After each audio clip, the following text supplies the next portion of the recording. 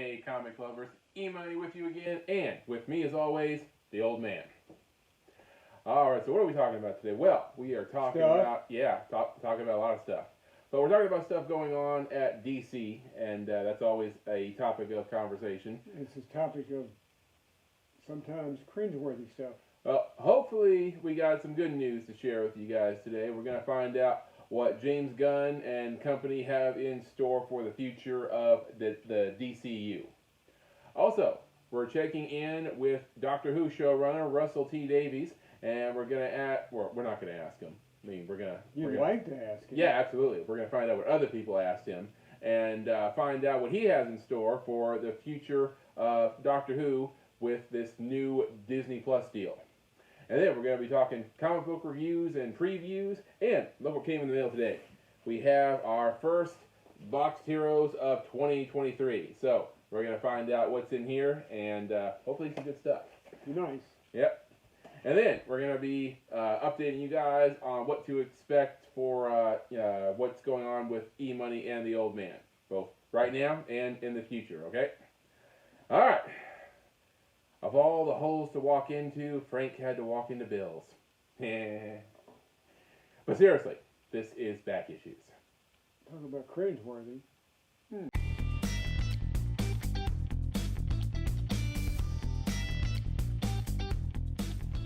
Alright folks, so before we get started today, don't forget to subscribe to our channel, turn on notifications, give us a thumbs up, and if you like, leave us a comment. Let us know what you think on some of these stories or some of these comic books we're going to be reviewing. Also, subscribe because we're trying to reach 1,000 subscribers in 2023. We got a good start. Yeah, we get a little closer every week. Yeah, the Last of Us reaction videos seem to be helping. Mm-hmm. So help us reach that goal, guys. All right, so what's going on in comic book and movie news this week? Well, James Gunn has. Hang on, man. Go ahead. Oh, okay. Thought you were like about to rip one. Like, why are you doing that now? No, but okay. This could be worse.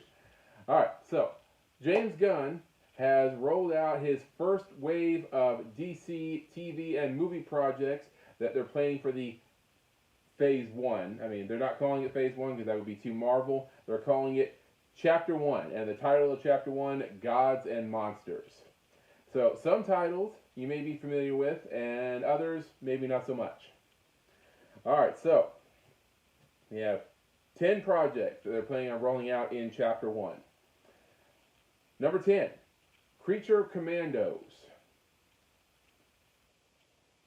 Okay. Alright, so Amanda Waller puts together a group of elite black ops type soldiers, but they're all like, monster related people. Right. Frankenstein. Yeah, could be. Yeah. I think Marvel's got Frankenstein. Well, I know that DC also has their own Frankenstein. That might be a public domain character. Right. And they got Swamp Thing, Man Thing, tomorrow. Swamp Thing. Yeah, they got Swamp Thing. What I saw, it looked like some kind of werewolf was in the picture that they showed Everybody's got a werewolf. Right. And all 7 episodes of this show will be written by James Gunn. See, I don't know if that's good or bad. I mean, you hope that it'll be good. Yeah. DC's let me down so many times. Well, I mean, no one bats 1,000. I mean, you have... take 500. Right. I mean, James Gunn, he did the Suicide Squad, and, I maintain that was a good movie. But both of the Suicide Squad movies. I mean, didn't do so well at the box office, but I maintain he did well with that one. And I'm sure if I thought hard enough, I could think of a bad James Gunn project. But I've been pretty pleased with most of them. So anyways, so that's one. Number 9, Waller, starring Viola Davis, and Great actress. I just don't know if they can do that character justice. We don't know what it's going to be rated. No, I mean, hopefully it'll be pretty mature. But don't know much more than that. And I think this goes to show you that whatever this new DCU is going to be, obviously some actors from the DCEU are still going to be a part of it. So, not sure. You like Henry Cavill? No, apparently not like Henry Cavill. Cavill. Speaking of which, number 8, Superman Legacy. With Henry? Probably not. So all we know about this, or at least all I read, was that it's written by James Gunn. He's like making himself busy. Going to be written by James Gunn, and it's scheduled to hit theaters on July 11th, 2025. 2025? Yeah. Okay, well, maybe you can review that one solo. I don't know if us will be around. Gee. All right, and then number 7, a Booster Gold series. So what? Yeah, Booster Gold. What? Yeah. No other info is offered from what I read. Of all the characters that DC has rights to, why in the hell would you do Booster Gold? I mean, obviously it's going to be a comedy. I mean, I would hope so. But, man. Booster Gold, a new drama series by HBO Max. Well, I'm definitely not buying that. Oh, man. All right. Booster Gold. All right. Number 6, Lanterns. A TV series that follows Jon Stewart and Hal Jordan as they uncover a dark mystery. Okay, if they cut off the number of lanterns to 2, see, I used to read Green Lantern. Mm-hmm. I stopped when they brought in red lanterns, yellow lanterns, black lanterns. It got ridiculous. Mm-hmm. I couldn't stand that stuff. I hated that as much as I hate Marvel symbiotes. Okay. So, as long as they keep it at 2, okay. Number 5, The Authority. Don't know anything about that. Book, image book. I've seen it. I've never read one. So. Well, basically, it's from what I read, it's a ragtag group of heroes who dispense their own brand of justice, whether the law likes it or not. So Justice League, and just about every team, Avengers, Fantastic Four, that's everybody. Okay. Any team you put together dispatches their own type of justice. All right, number 4, The Brave and the Bold. Hold it. Hmm. Okay. I know that early issues of The Brave and the Bold did not have Batman in it. Uh-huh. But the most successful, best-selling issues of Brave and the Bold were Batman and somebody else. Right. So, do you know? Well, according to what I'm reading here, the DCU will introduce its own Batman and Robin in its unusual father-son story inspired by Grant Morrison's comics. So that means it's all going to be Batman and Robin without any guest stars. Yeah, I hope there's guest stars. I mean, Brave and the Bold, you'd hope, Well, maybe Robin's the damn guest star. Well, that's all I know about that so Batman? far. I mean, if they cast a new Batman, I think we would have heard about it. So I'm going to say they haven't cast him yet. All right, number 3, Supergirl, Woman of Tomorrow. This one will be based on Tom King's award-winning comics and presenting a Supergirl that viewers are not used to seeing. So, not sure how I feel about that summary. World of Tomorrow? Mm-hmm. Might have to see if Woman of Tomorrow, not World of Tomorrow. Might have to see if we've got any of those in the store. Okay. Number 2, Swamp Thing.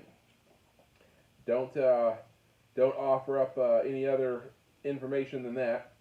But we actually heard from one of my Facebook friends today who he was actually in the Return of the Swamp Thing film. Yeah, he was a little redheaded boy. Yeah, he was in Return of the Swamp Thing some years ago, and now he wants a campaign to start to cameo in this new version of Swamp Thing. I'm all for it. Yeah, I'm all for it. All right, let's do it. Good luck, Daniel. Yeah, let's get that done.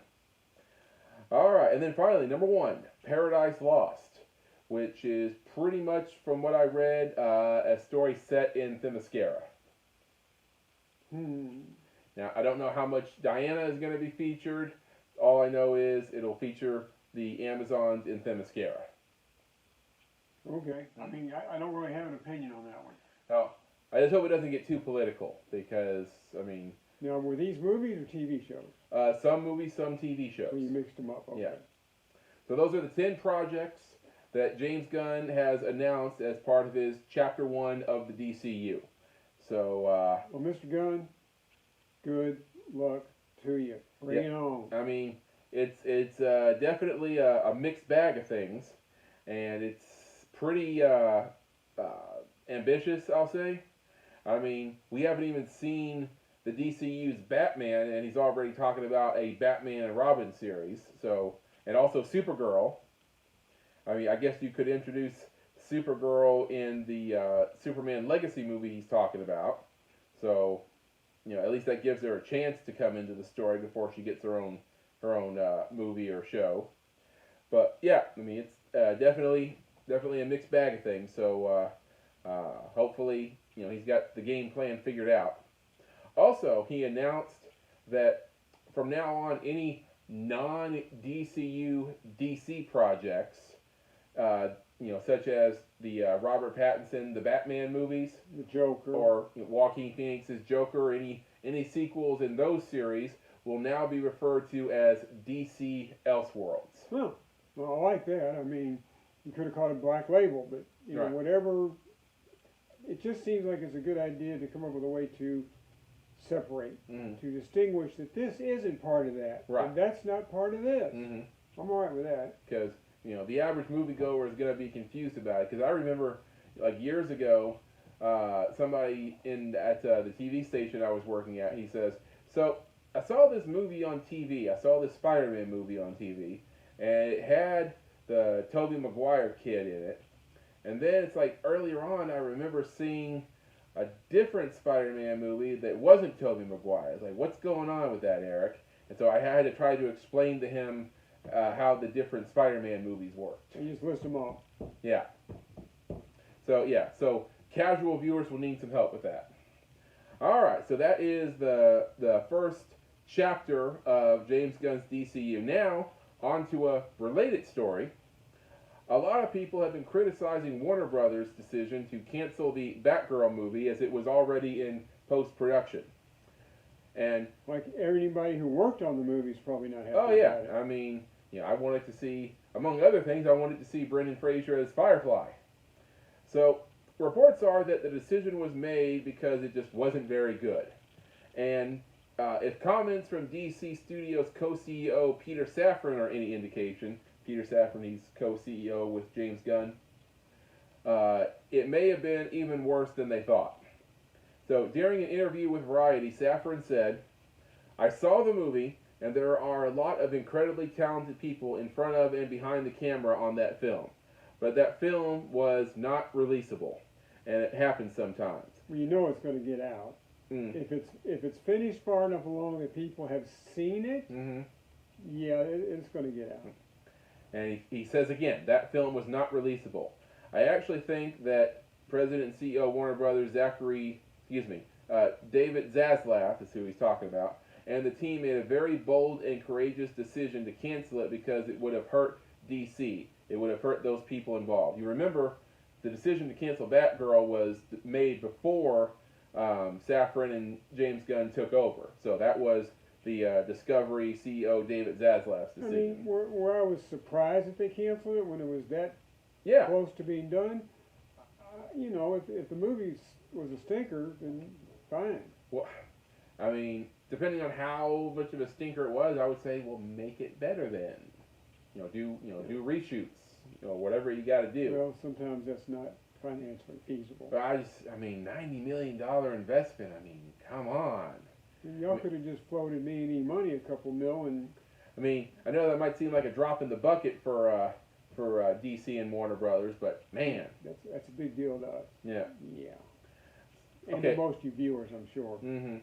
So Safran said that the Batgirl is a character that they want to include in a future story, but is there any chance that Leslie Grace will be in the role again? Probably not. So he spoke to the directors, Adil and Bilal, sorry if I'm mispronouncing those. Well, I'm sure you are. "Last week we were chatting. We'd love to be in business with all those folks. Christina Hodson wrote it. Some people are already back in business with us. As I said, a lot of talented people were involved, but the film was just not releasable." He says it again. It would not have been able to compete in the theatrical marketplace. It was built for the small screen. So again, I think it was not an easy decision, but they made the right decision by shelving it. Okay, you notice he doesn't actually answer the question there. He says he wants to be in business with some of these folks, but he doesn't actually address Leslie Grace in the role. So that feels like a no. Well, yeah, I'd be surprised. Yeah.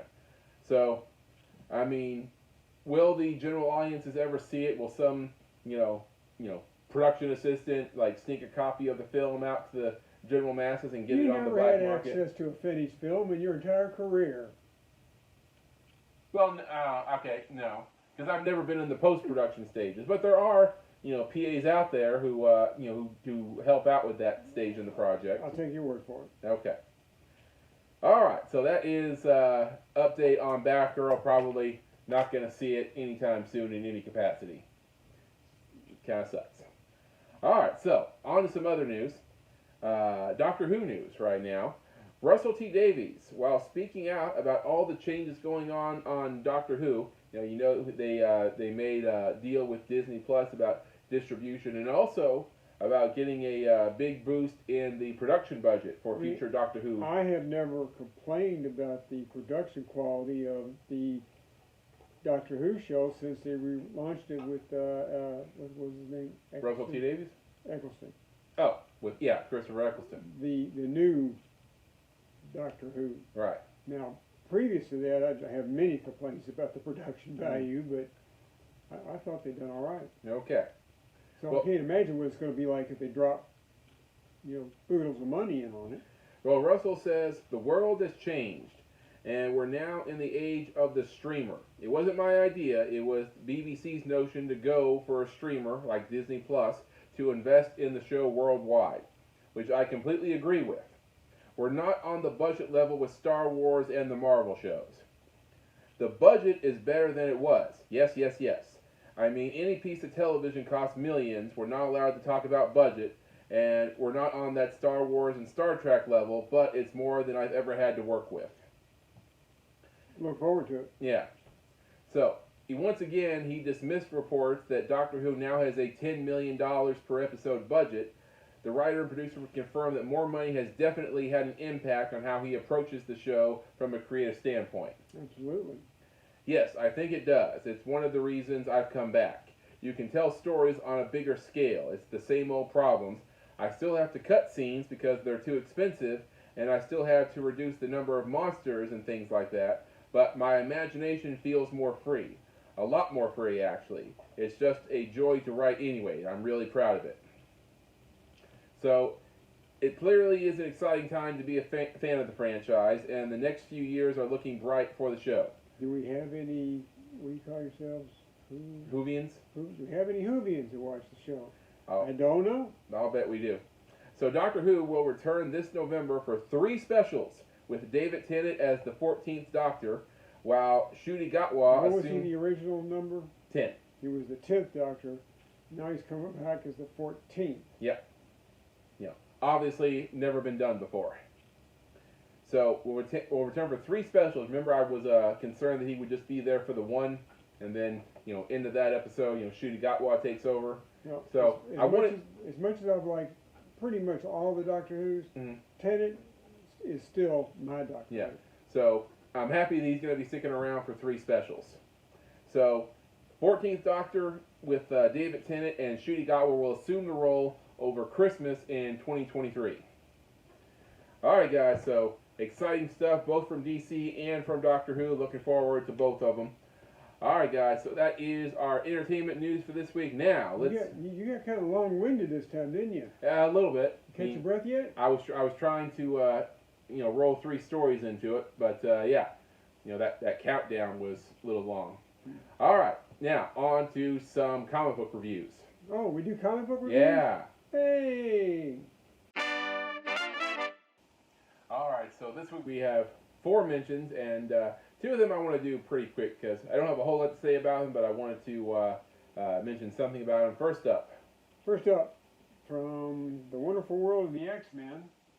And we don't read a lot of X-Men. Every once in a while I get a #1 just to touch base so we know what's going on. We have Sins of Sinister. Okay. I just wanted to mention this one because a lot of people bought this one this week, and I was gonna say it's not that good because I mean, for one, it's a double issue, and there's a lot of jibber jabber going on. And yeah, I could deal with the jibber jabber if it was actually interesting. But you know what this movie, I said movie. You know what this comic mostly is? It's politics and pseudoscience. Yes, and that's what I want to hear about when I read my comic books, right? Well, my problem with it, first off, I agree with you on the pseudoscience and the politics, which I also hate. But the main character is Mr. Sinister. I have never, ever, ever liked Mr. Sinister. All the X-Men villains out there, all the Marvel villains, I'll take 95% of them before I want to read a book with Mr. Sinister. Yeah. So, the artwork is passable. I think we both gave it 3s. And that's the only reason why it didn't end up with the Recycling Paper of the Month label. Because, like I said, not so great, and I don't really want to talk about it anymore. All right, so, moving on. Sins of Sinister gets... after we rounded it up, it got 3. 3. Not good. Okay. All right, from Dynamite Comics and Disney, we have a book that, when I took it to the register to pay for it, Jacob, the store manager, looked at me and was like, "Really?" But yeah, and a lot of people bought this book, Darkwing Duck #1. Okay.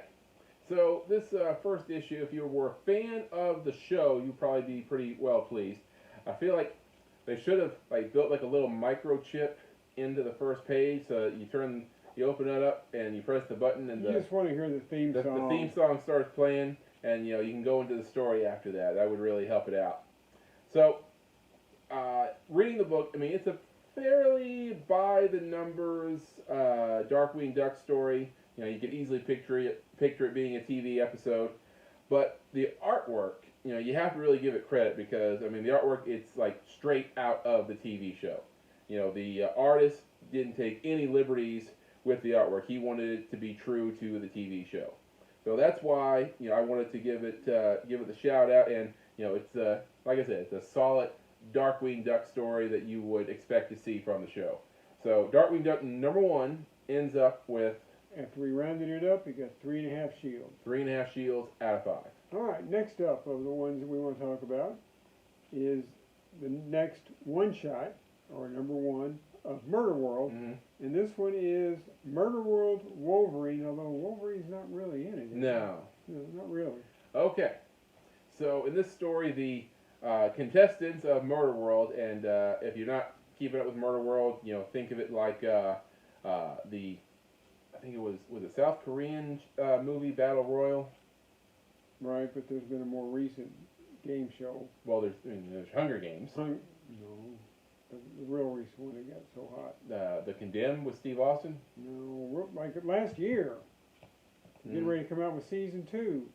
All these people go into the game knowing there's only going to be one of them left. I'm blanking out. You guys know what it is. Well, it's real hot. Okay.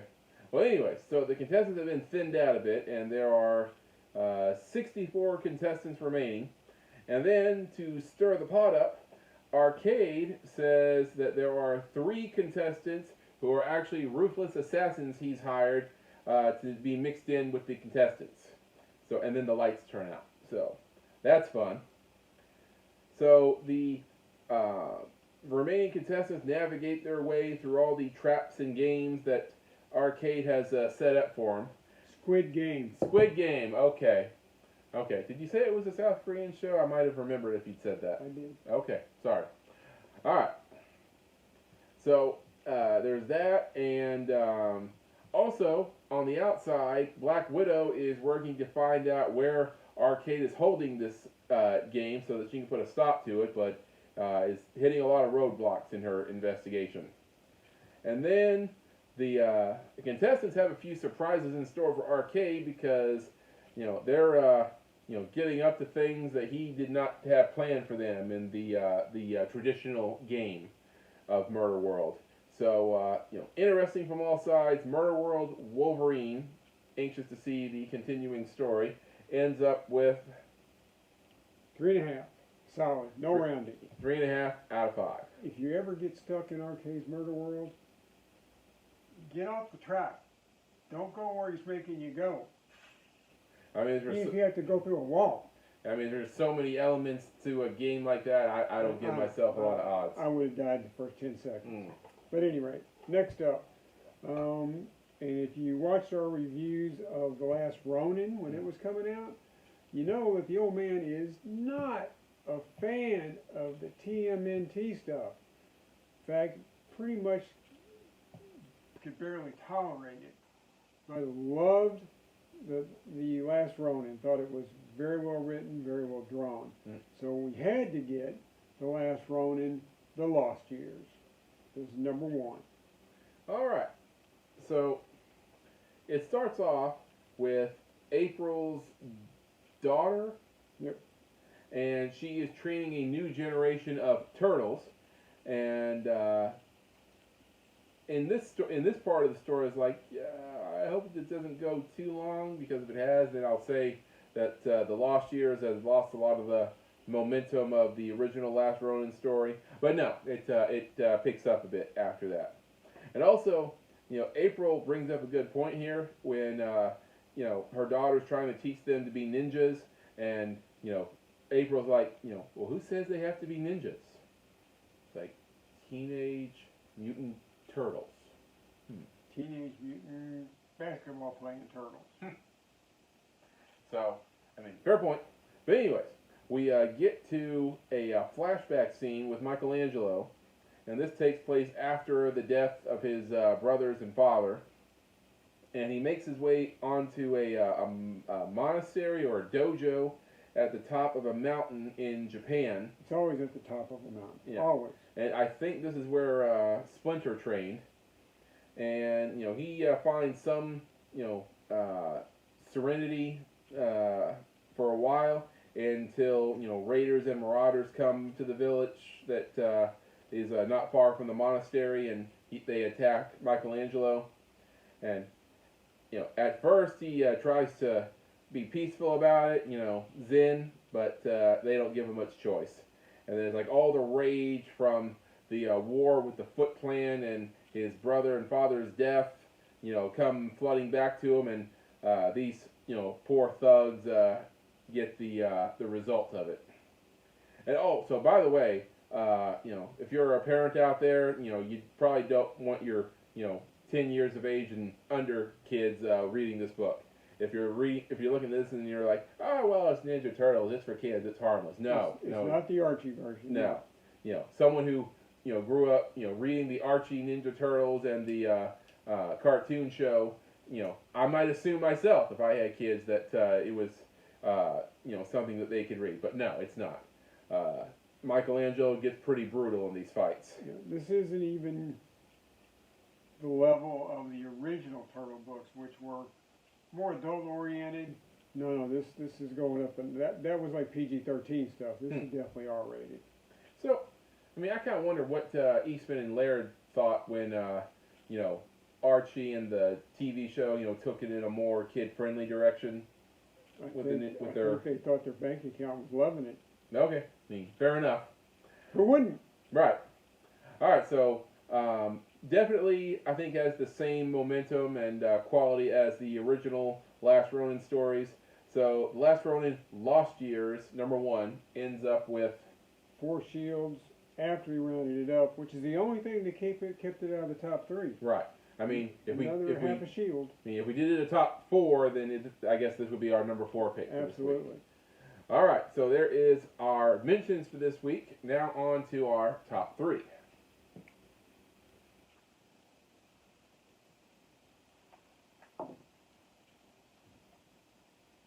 All right, number 3 from Image, a book that we've been pretty high on the first 3 issues. So here's number 4, and it's Junkyard Joe. And if you know the name of the movie that's an homage to, Willem Dafoe. Oh, what's the name of that movie? Oh. Vietnam movie. Yeah, why did you do that? Leaving him behind. Yeah. Drops to the ground and does that.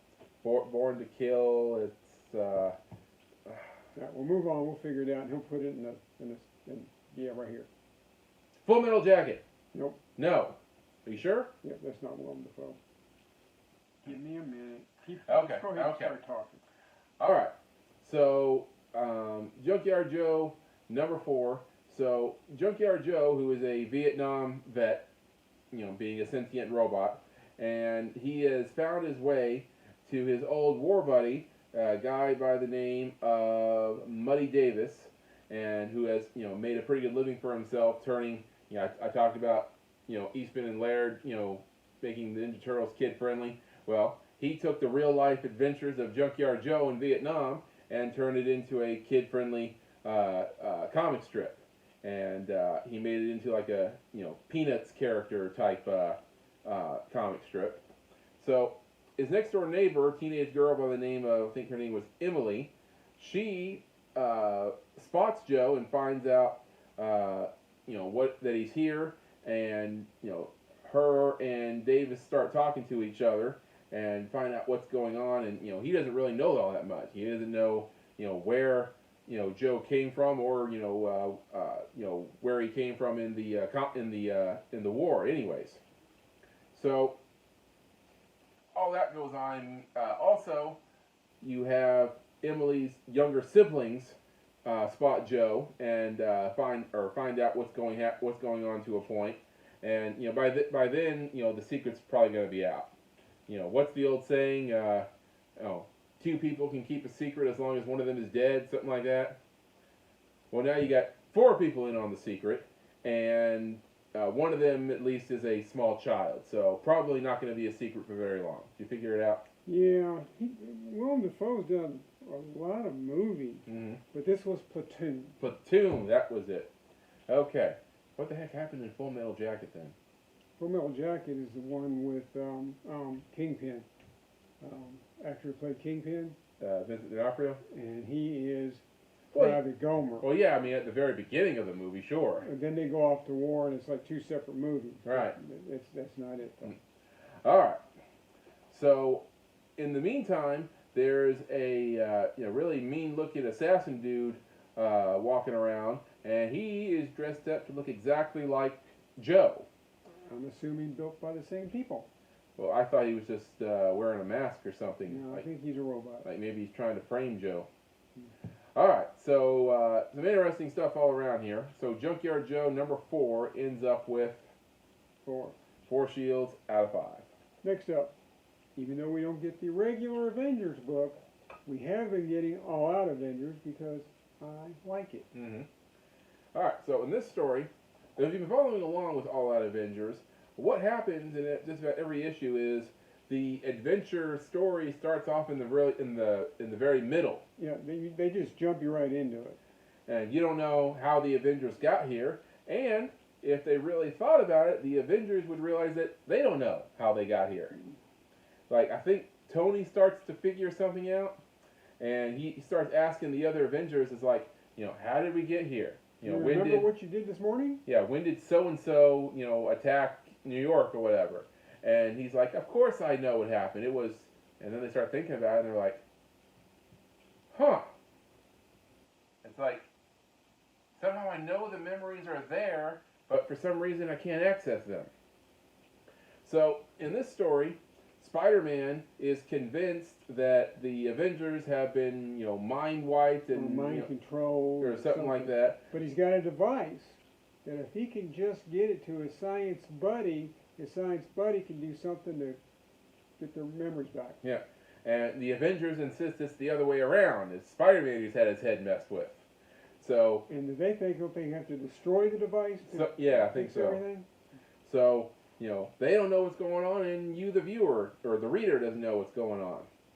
And what's really interesting about this whole thing is that the Oz character, the man behind the curtain, the one who's been orchestrating this whole thing. He narrates a lot of the story, yeah. And you don't know who he is, or where he is, or what's going on with him. So, he's narrating throughout the story, and then when the Avengers destroy who they think is the mastermind behind this thing, they're all like, all right, well, I guess that's it then, and they all start to leave, and then the narrator starts talking and saying, I need to, jump ahead and do this or change my plans up here, and while he's talking, Captain America, in an empty room right now, goes, "Hello," and the narrator guy's like, "What?" And it's like, "I know you're there." And he's like, "Who is he talking to?" And Cap, lets the guy know that he's on to him. My man. Yeah. And the narrator guy, he starts to panic. Like, this isn't right. This isn't right. I have to fix this. I have to fix it. And, Captain America gives him a last warning in the final page. I'm coming for you. So, pretty exciting stuff. All Out Avengers number 5 ends up at our number 2 spot with 4 shields out of 5. Which brings us to our final issue this week. Yeah, this one was fun. Mm-hmm. Any rate, they've been doing Batman One Bad Day. I think it started with the Riddler. We've had Bane. We've had Two-Face. Two-Face. Mr. Freeze. Penguin. Penguin's pretty good. Yeah. And now we have the Catwoman. All right. So, in this story, we get treated to a flashback with Catwoman in her childhood. And, her mom and her sister and them are all down on their luck.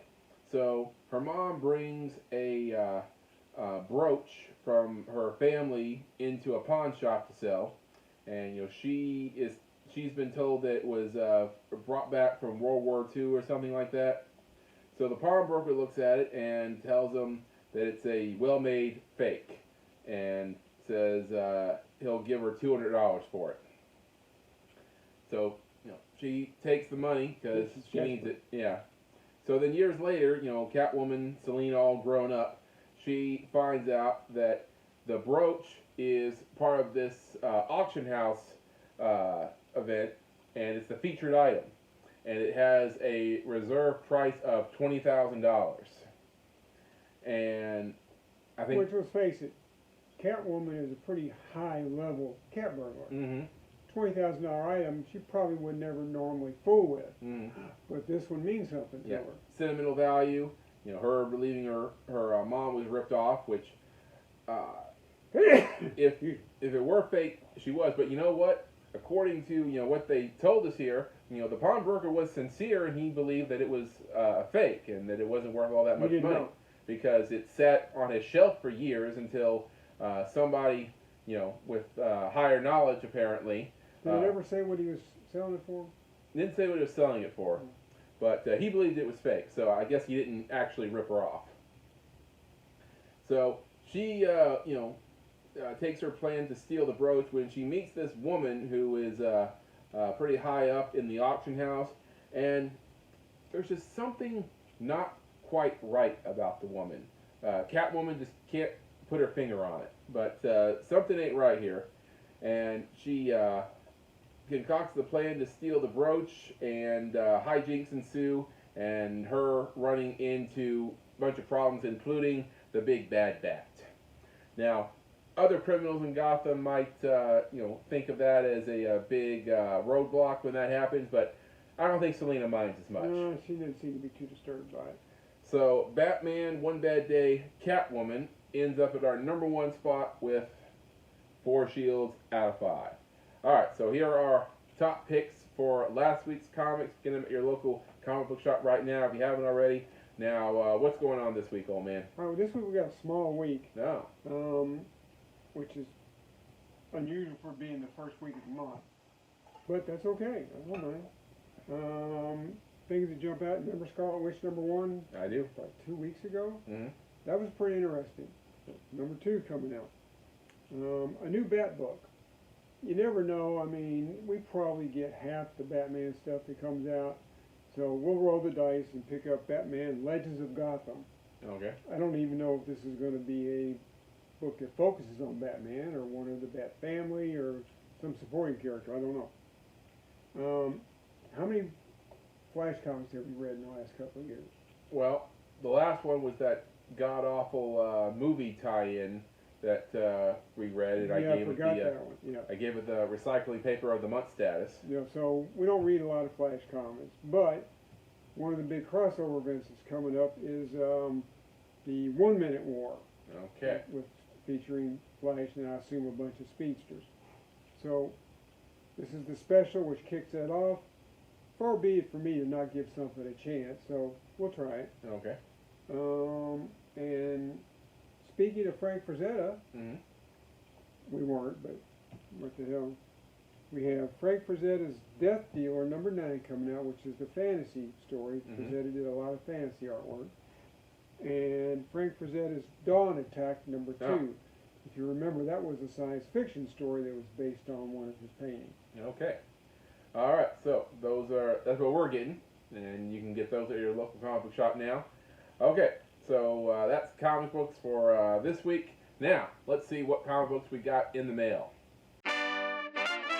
All right. So this week we got the January Box Heroes in the mail, and we're gonna see what came out this month. All right. So you can get your own Boxed Heroes from boxheroes.com if you want.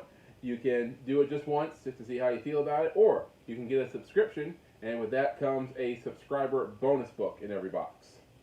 Alright, so first up we have the standard stickers that come with every package. First up we have the Rick Science Calling. I have no idea what that is. Is that a Rick and Morty thing? If it is, I won't recognize it. The artwork looks like Rick and Morty, but I don't know. Okay. So then you have Nightwing. Looks like the Scotty version Scotty of Young? Yeah. Don't know. Then you have SpongeBob. I know that's a Pokemon. I don't know which one, but definitely Pokemon. And you have a trading card with Cyclops. Okay. Now on to the actual comic books. And the subscriber bonus book is always flipped the opposite way from the other one, so I gotta flip it around in order to do everything in order here. So, there. And then I do this. And then the subscriber bonus book is on the bottom. Okay, now we get started. First up, we have the question number 23. And that's from O'Neill and Cowan. I don't know if that I mean, it was means an alright anything. book. It's just not something that's going to be smoking hot. Okay. Next up, you have X-Man number 53. Invasion from the Age of Apocalypse. I'm not aware of any key issues near that number, but Okay. Next up, you have kind of a thick book here. Ken Stacey Tempest Fugitive, Section 2. even though that was a $5 cover back in the day, there's a good chance that's going to go in the dollar box. Yeah. Alright, then we have 2012 Champions, Avengers versus X-Men. This isn't an actual comic book, is it? Is it some kind of guide or whatever? No, this was issue 12 of that storyline. Oh, okay. Not something I'm jumping up and down about, but Okay. it's a legitimate comic book. Okay. Alright, next up, we have Marvel Age number 64. Well, that's not a legitimate comic book. That is more of a news comic. Okay. So, this kind of, it's like a preview for this summer is what it looks like? Yeah. Okay. Because I know we've had these before, There are a few that have value. and like some people are into those, so, I don't think this is one of them. yeah, okay. Alright, next up. Wolverine number 43, and it's part of the Civil War event. Nope. Wolverine is usually not bad, but seems like we got a lot of older comics this time. Yeah. Where's the new stuff? Alright, so next up, speaking of Eastman and Laird, it's a Kevin Eastman variant. And you have The Last Ronin Lost Years, number 1. At least I assume it's number 1 since... Is it the one we just showed them? Nope. Okay, It's- well at least it's a different cover. Different variant, which I assume, yeah, drawn by Kevin Eastman. Okay. Next up, we have Spider-Woman number 1, and it's completely blank. Sketch cover. Okay. So what, people are supposed to draw on this? and- Yeah, if you go to a convention and one of the creative team is there, you get an autograph or okay. draw on it or whatever. But like, you don't want me to draw on it, do you? No, You okay. do not, no. Okay. Alright, so there's that. And next up we have Marvel Legacy number 1. I mean, looks cool, don't know much about it. Yeah, me, I actually don't know. I've not read this, but I'm not jumping up and down about it. Okay. This one needs to be killer. All right. Subscriber bonus book, and it says the Pastro Vecchio variant. Oh. I think you're familiar with this one. I believe it says Avengers number 100, but it's not Avengers number 100. Oh, okay. Yeah. Well, that's not bad because this is kind of a spec book. I think it is actually one of the Amazing Spider-Man, and Spider-Man is not on this cover anywhere. There's no way that you would know without opening it up that it's not an Avengers book.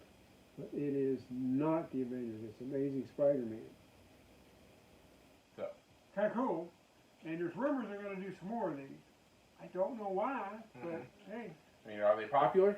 Oh yeah, the local comic book shop, Comic Book World, sold out of that cover in a couple hours. Yeah. So it's kind of like the Who Do You Pooh stories? Oh, Who Do You Pooh, is that it? I think so. You know, with the Winnie the Pooh covers. The Winnie the Pooh covers, yeah. Yeah. I hope not, because that particular guy, he draws a new one every few weeks. And there's tons of them out there with different covers. This is actually going to be I think they're going to pick a different book and put a oddball Disney cover on it. Okay. All right, so that is our January Boxed Heroes. And like I said, you guys are interested in getting your own Boxed Heroes, go to boxedheroes.com. All right, so that does it for Boxed Heroes. Now let's talk about what's coming up for E-Money and the Old Man. All right, so what's going on with the E-Money and the Old Man in the coming days and weeks? Well, first up, we have our Whatnot auction this Sunday, and it's going to be 6 p.m. Eastern Standard Time, and we have a lot of cool stuff this week. We got a lot of requests for this week's show. More than we've ever had. Yeah. So one guy requested us to bring our Superman stuff, and I know we have a couple of Superman items in the inventory. Another guy, he wanted tall figures, 10 and 12-inch figures. He wanted DC stuff, I remember him saying. So I know we have at least one of those, and we might even bring a couple of our Mego-like DC figures. Then, more Puppet Master. We have one really big Puppet Master enthusiast. Maybe you're one. Maybe you're one too. So maybe give him a little competition. Another guy's been buying up all of our Punisher items. We had a couple of Punisher die-cast items, and we're gonna search our inventory, and we're gonna pull out a few more of those. We have plenty. Another person requested X-Files stuff, and we got a few more of those in our inventory from McFarlane Toys. And also, we don't have a lot of small 3.5-inch G.I. Joe figures, but we have a few of them. We don't have any of the vintage ones. No. I mean, if you call 2005 vintage, then okay, we have vintage. I do not. Okay. But we have a few, and we're going to be bringing those to this week's sale. Also, by request, one guy, he asked us to bring 2 of our items from last week's show back because he was, broke last Sunday. So it happens. Yeah, I get it. Totally get it. So since they didn't sell, yeah, so we're bringing them back. One of the items is the Spider-Man Alleyway playset. Comes with a Spider-Man figure and has all these accessories where you can do all these cool things like flipping and web spinning and sticking and everything Spider-Man does that a spider can. And then the other item from the DC Direct Classic Silver Age, you have Batman's Catwoman and Penguin figures. And those are some nicely detailed figures. Oh yeah, and it has a rooftop display base that can interlock with other classic Batman sets, and it comes with accessories, umbrella, cat of nine tails, Catwoman's cat, and a really cool Batman display stand.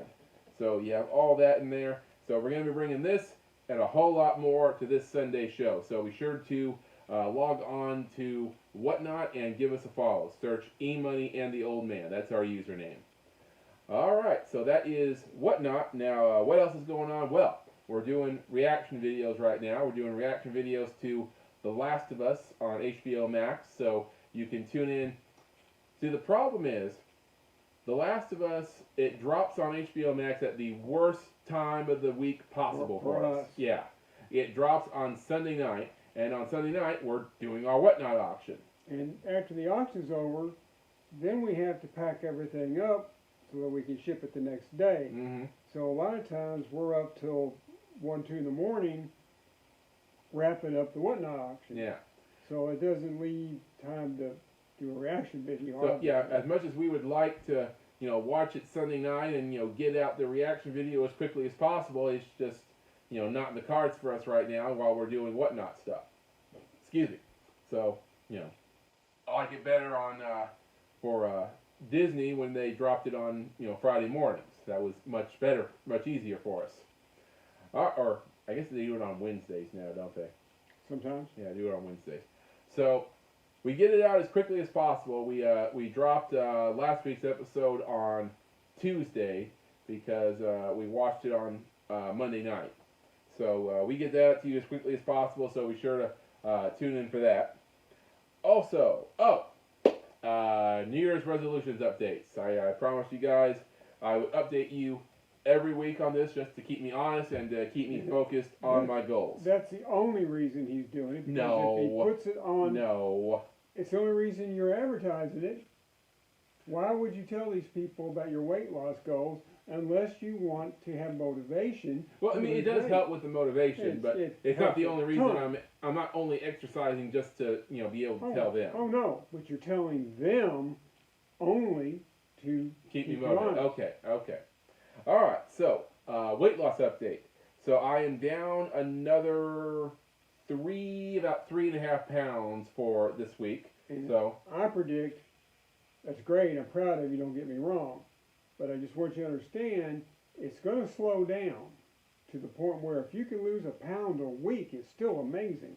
Well, I mean, I still got plenty more to give. So I mean, 3 pounds a week. I mean, I liked it better when I was doing 8 and 7 pounds a week. But if I can keep up, if I can keep up 3 pounds a week, I'd be thrilled. So I'm still going on the weight loss, still exercising, keeping a steady diet. So hopefully, keep that going. The writing. Well, I promised you guys that I was going to have a powwow with the old man and bounce some ideas off of him. And we did. And we did that. It's still the same number of pages right now. But, the old man gave me a couple of ideas, and I have a plan of where to go from where I'm at in the script right now. So hopefully I'll be happy to report I have more pages written down next week. As long as you do all the stuff I need you to do, that's fine. Well, if I didn't have all the stuff you had to do, I might be halfway done by now. But might be done. All right, so pretty positive report on resolutions for this year. All right, so that's going to do it for updating you on what E-Money and the Old Man are up to. All right, so don't forget to subscribe, follow us on Whatnot, and watch the Last of Us reaction videos sometime in the next week. Don't know when. Probably Monday or Tuesday. All right, guys, we'll see you on the next one. Excelsior. True believers, if anybody is still with us, but this is going to be a long one. Yeah, a little bit, yeah. But if anybody's still with us, we haven't done any kind of informative